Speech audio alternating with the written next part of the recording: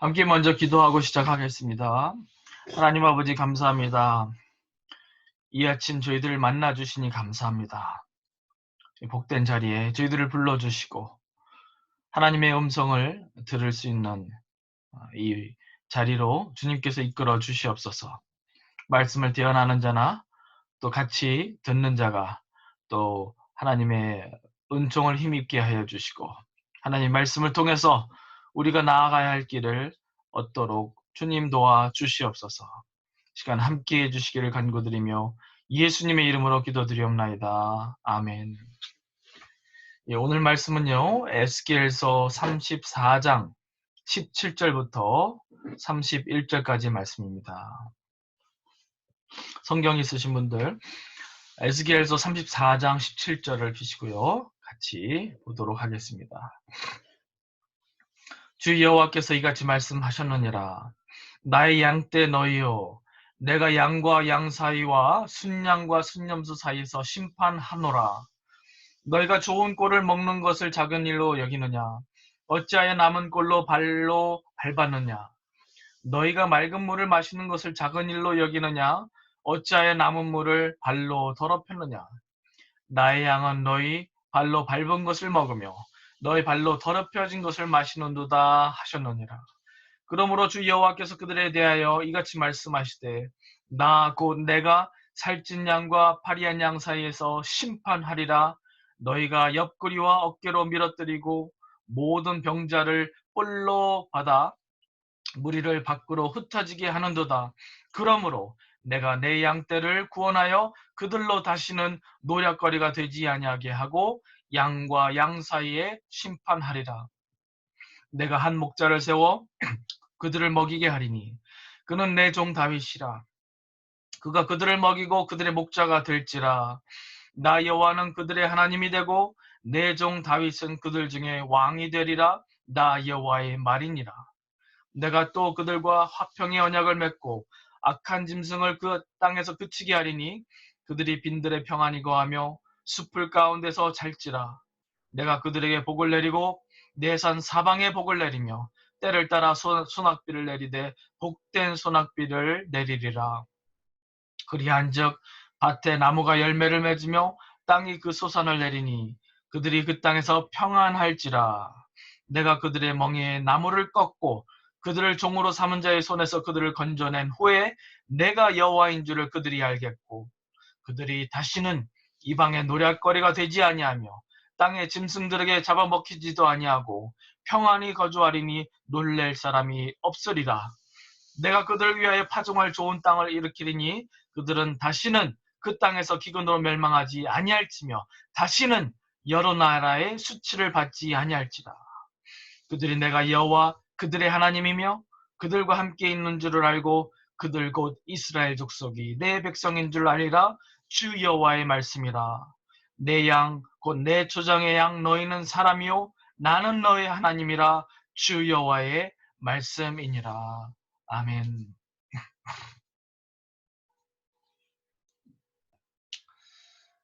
저희는 4일째 에스겔서를 묵상하고 있습니다. 그런데 에스겔서에서 반복되는 주제가 두 가지가 있습니다. 첫 번째는 죄에 대한 하나님의 심판에 대한 주제입니다. 에스겔은 이미 그들에게 닥친 하나님의 심판에 대하여 말씀합니다. 이미 하나님의 심판을 경험하고 있는 유다에게 왜 하나님께서 심판하셨는지를 설명하시는 그런 말씀인 것을 우리가 볼 수 있어요. 그 이유는 그들로 하여금 심판의 이유를 깨닫고 그들의 죄를 철저히 회개하게 하시고자 하시는 의도가 있음을 우리가 알 수 있습니다. 그런데 하나님께서는 심판만을 말씀하지 않으시고 회복과 구원에 대한 하나님의 계획을 말씀하십니다. 오늘 본문에서도 동일한 두 가지의 주제로 당신의 백성에게 말씀하십니다. 17절부터 22절에 보면 연약한 양들을 압제하고 착취하는 양들을 향한 하나님의 심판의 말씀을 얘기합니다.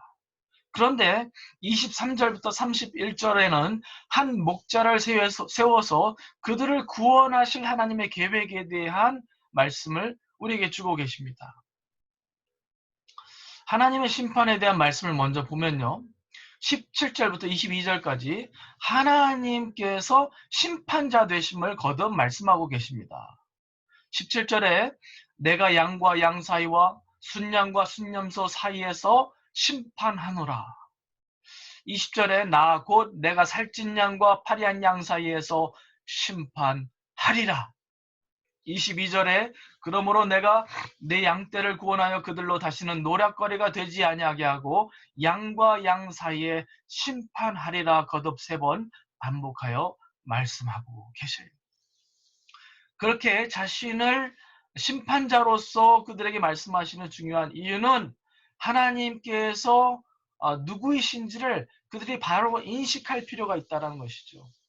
단순히 하나님께서 창조주 하나님이시요 또 사랑과 공의의 하나님이실 왕이실 뿐만이 아니라 하나님께서는 심판자이심을 그들이 깨달아 알기를 원하셨던 것입니다.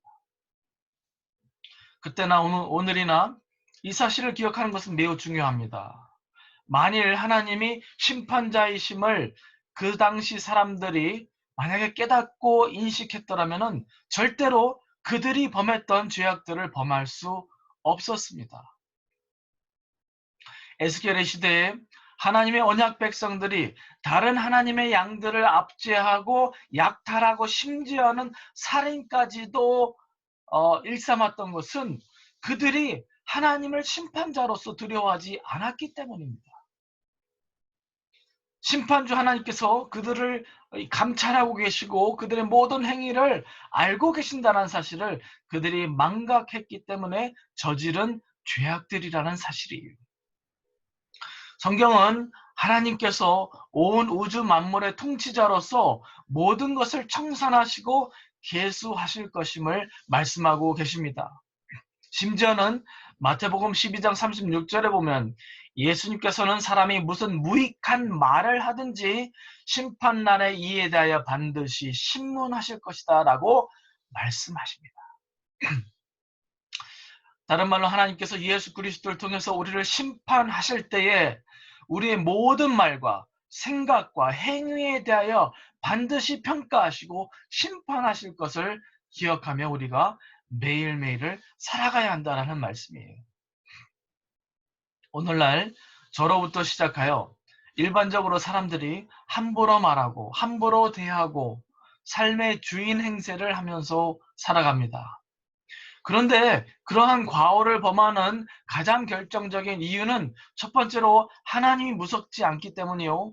두 번째로 하나님께서 이 모든 것들에 대해 심판하실 것이라는 사실을 망각하고 살아가기 때문입니다. 여러분, 하나님께서 지금 여러분을 감찰하시고 여러분이 하는 말과 행동을 다 지켜보고 계시다는 사실을 안다면 오늘날 지금 우리의 모습으로 절대로 살아갈 수 없습니다.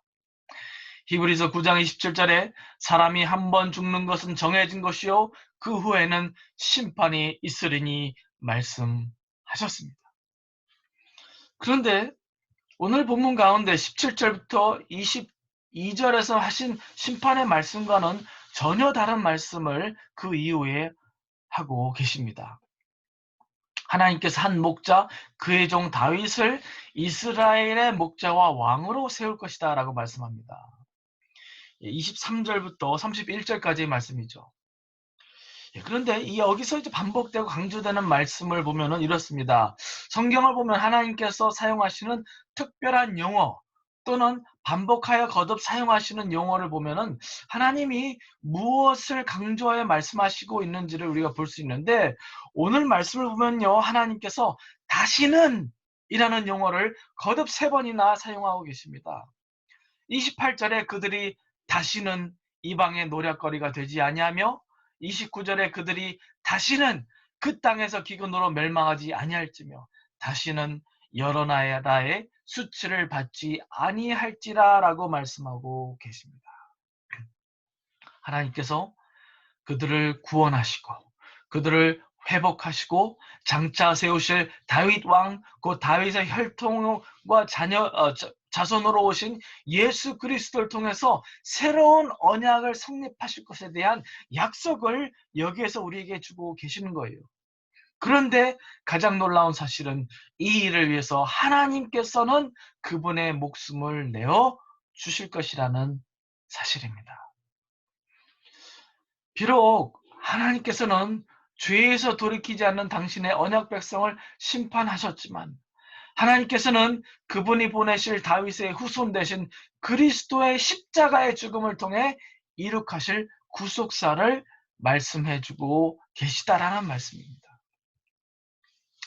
저희가 바로 전주에 고난주간을 지냈기 때문에 기억에 더욱 생생하게 남아있지만 하나님께서 이룩하신 이 새 언약은 독생자 예수께서 육신이 다 찢기시고 온몸에 피를 다 쏟아 부으심을 통해서 이룩하신 대속의 언약입니다. 하나님께서는 심판도 하셨지만 도리어 십자가를 통해 그들을 당신의 백성으로 다시금 회복하시고자 하시는 하나님의 결단과 계획이 오늘 말씀의 요점인 것입니다. 바로 이것이 복음인 것입니다. 심판도 저희가 절대로 망각할 수 없는 중요한 하나님의 계획이지만 그러나 심판보다 더 중요한 것은 십자가입니다. 오늘날 죄를 회개하지 않는 세상에 전파해야 하는 중요한 메시지 중에 하나는 바로 하나님의 심판입니다. 그러나 그 사실보다도 더 강조하고 전파해야 할 것은 십자가를 통해 약속하신 하나님의 구원의 소식입니다. 심판이라는 것이 얼마나 무섭습니까? 유다 백성이 멸망당하고 또 나라를 잃어버리고 그리고 바벨론으로 포로로 끌려간 그 수치스럽고 역사에서 지워버릴 수 없는 그 암흑기.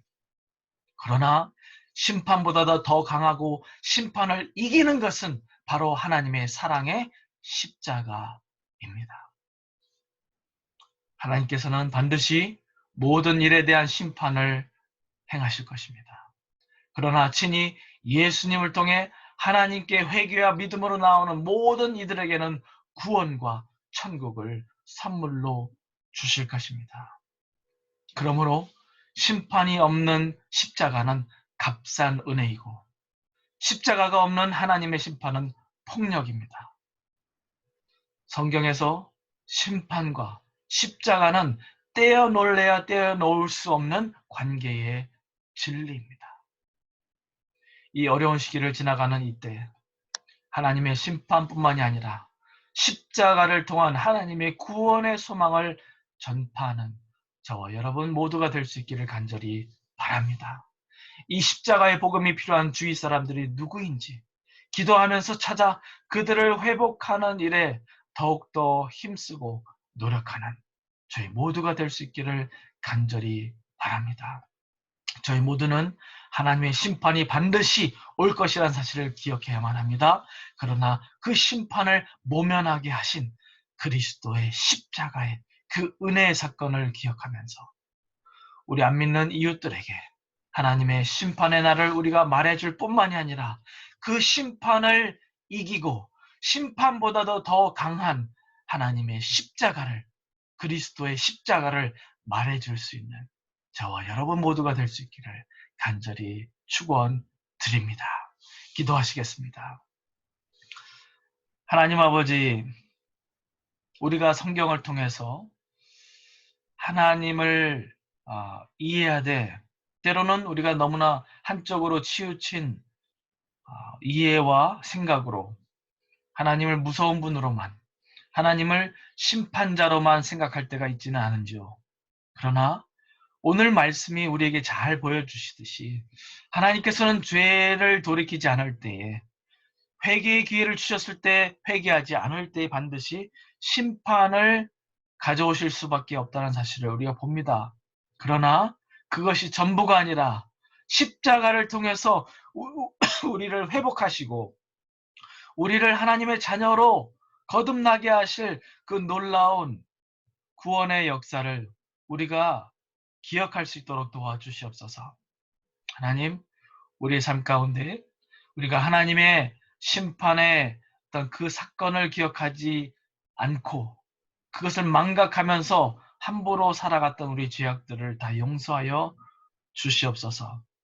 우리 모든 생각과 우리 모든 말과 모든 행동과 우리 모든 관계를 감찰하시는 하나님, 하나님께서 심판하실 날을 반드시 가져올 것을 우리가 믿고 또 인식하는 가운데 하루하루를 살아갈 수 있도록 도와주시옵소서.